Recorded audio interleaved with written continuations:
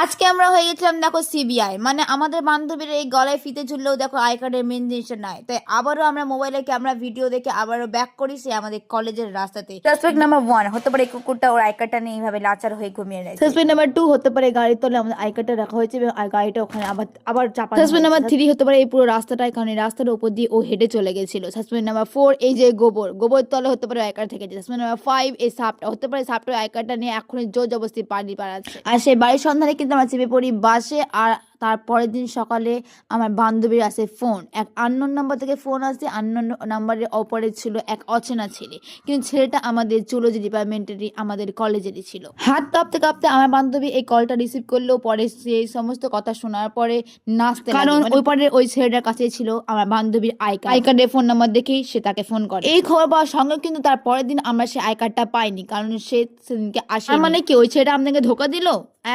একবারে নয়, সে আমাদেরকে আরো 1.5-2 সপ্তাহ পরে এক্সটার্নাল এক্সামের দিন আমার বান্ধবীকে। তাই তোমরাও যদি কাউকে হেল্প করো তোমাদেরও কিন্তু কোনো না কোনো ভাবে হেল্প হয়েই যাবে, উপরওয়ালা করে দিবে। তাই বলে এরকমই আমরা কেস সলভ করতে থাকবো। তার জন্য তোমাদেরকে করতে হবে ফলো ফেসবুকে, সাবস্ক্রাইব ইউটিউবে। तो बस सावधान रहे, सतर्क रहे। मिलते हैं सहाना डायरी के दूसरे पेज में। बाय बाय, अल्लाह हाफिज।